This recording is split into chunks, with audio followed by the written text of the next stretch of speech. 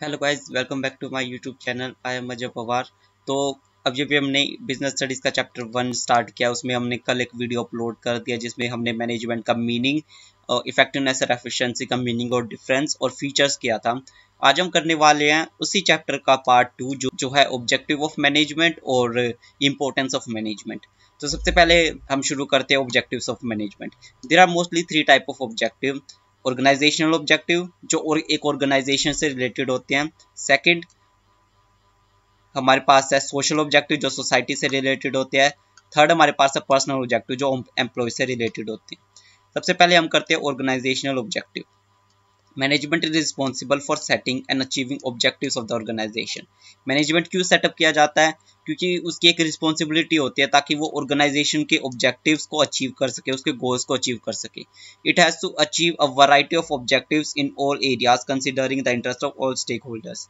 अब उसको क्या करना होगा? उसको अचीव करने होंगे बहुत सारे वैरायटी के ऑब्जेक्टिव्स जो बहुत सारे एरियाज को कंसिडर करते हैं, जैसे कि शेयर होल्डर्स को, एम्प्लॉयज़ को, कस्टमर्स को, गवर्नमेंट को।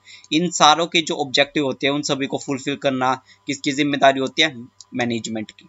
सेकंड है, इसी का सेकंड पॉइंट है, the main objective of any organization should be to utilize human and material resources to the maximum possible advantage.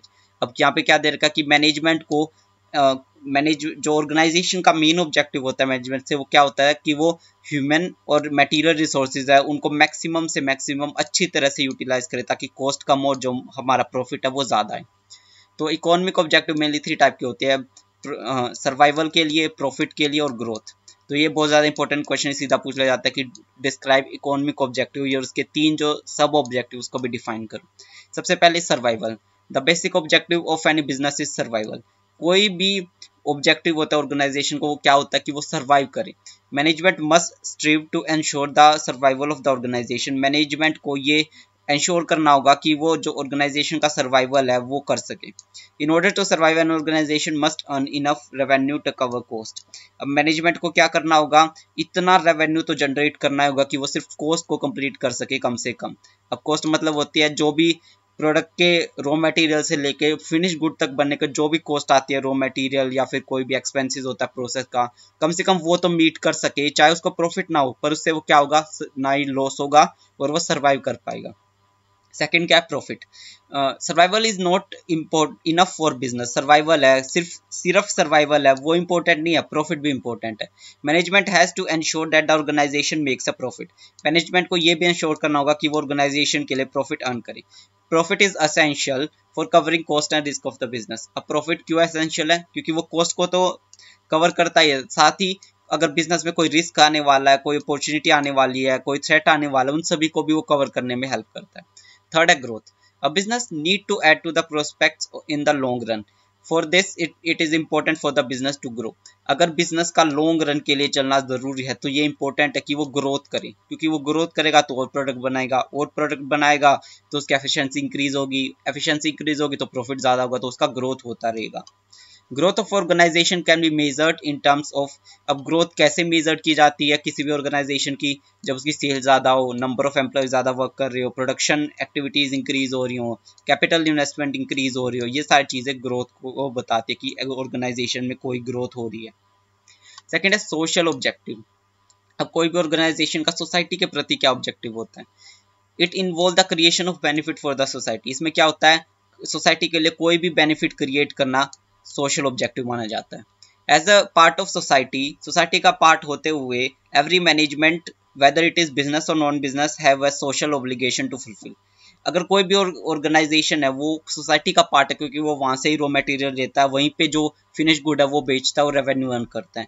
तो कोई भी बिजनेस या नॉन बिजनेस, चाहे वो बिजनेस कर रहा हो फर्म या नहीं कर रहा हो, कोई भी उसके प्रति एक सोशल ऑब्लिगेशन होता है कि हाँ उसे सोशल जो नीड है उसको फुलफिल करना है।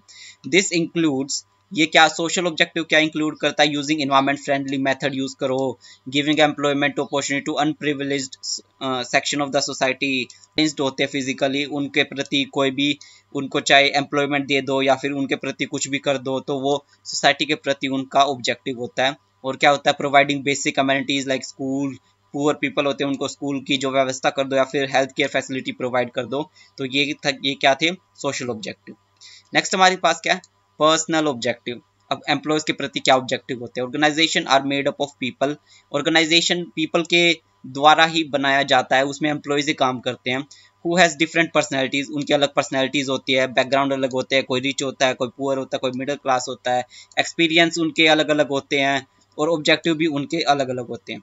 दे all become part of the organization to satisfy their diverse need, ये सारे ऑर्गेनाइजेशन का पार्ट क्यों होते हैं, क्योंकि ये खुद की जो नीड्स है उनको फुलफिल कर सकें।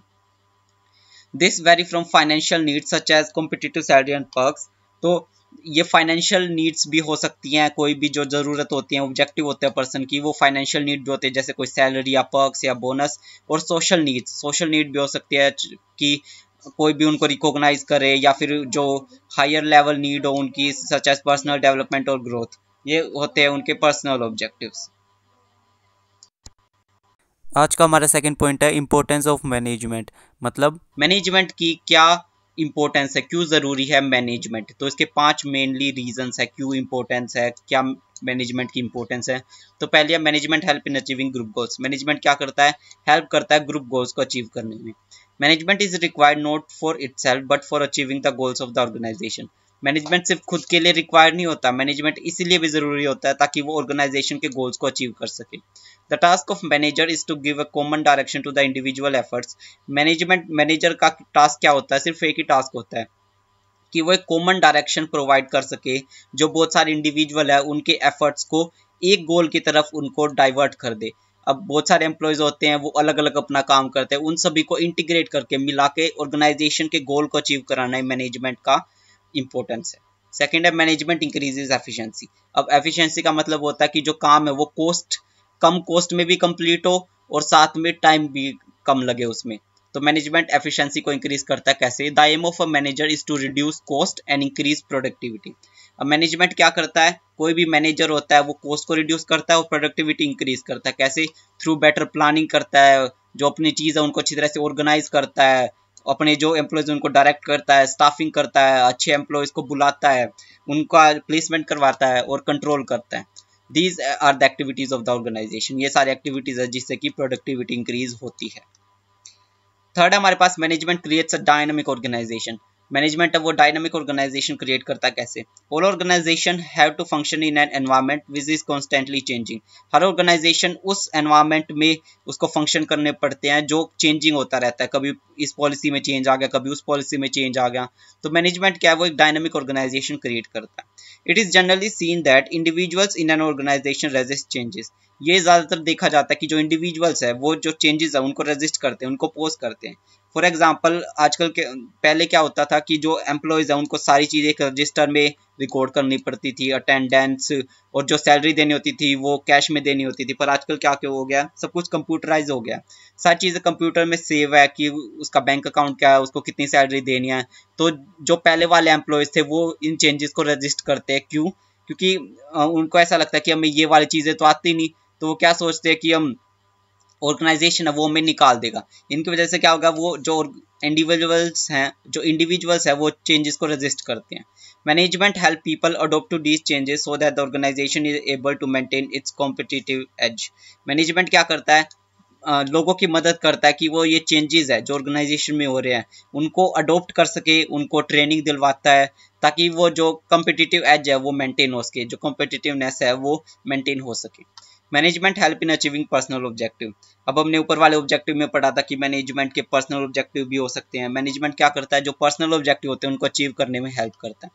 A manager motivates and leads his team in such a manner that individual members are able to achieve personal goals। अब मैनेजमेंट अपने टीम को मोटिवेट करता है और उनको ऐसे लेके चलता है कि जो उनके पर्सनल जो इंडिविजुअल मेंबर्स होते हैं उनके जो पर्सनल गोल्स होते हैं वो भी अचीव हो सके, while contributing the overall organization objective, मतलब उनके पर्सनल गोल्स भी अचीव हो सके और जो ऑर्गेनाइजेशन के गोल्स हैं वो भी अचीव हो सके। अब हमारा लास्ट पॉइंट है जो फिफ्थ इंपॉर्टेंस क्या है, management help in the development of society. अब मैनेजमेंट क्या करता है, सोसाइटी के डेवलपमेंट में भी हेल्प करता है। An organization has multiple objectives to serve the purpose of different group that constitute it। अब मैनेजमेंट है उसके अलग अलग ऑब्जेक्टिव होते हैं और वो डिफरेंट ग्रुप के जो पर्पसेस होते हैं उनको सर्व करता है। In the process of fulfilling all these, इस प्रोसेस में कि उन सबके ऑब्जेक्टिव्स को फुलफिल कर सके, management help in the development of the organisation. Management organization के जो गोल्स होते हैं उसकी डेवलपमेंट में भी हेल्प करता है। साथ ही जो सोसाइटी है जिसमें वो एस्टेब्लिश हुआ है, उस जहाँ से वो रॉ मटेरियल ले रहा है, जहाँ से वो फिनिश गुड बेच रहा है और रेवेन्यू अर्न कर रहा है, उसकी डेवलपमेंट के लिए भी मैनेजमेंट को कुछ करना होगा। It helps to provide good quality product. अब जो मैनेजमेंट है उसको क्या करना होगा, सोसाइटी को अच्छे क्वालिटी के जो गुड्स है वो प्रोवाइड करने होंगे एट अ मिनिमम रेट, कम से कम जितना हो सके, सर्विसेज अच्छी तरह से प्रोवाइड कर सके, एम्प्लॉयमेंट अपॉर्चुनिटी प्रोवाइड कर सके और एक्सेट्रा। ये सारी चीज़ें जो मैनेजमेंट है उसको सोसाइटी को प्रोवाइड करने होंगे।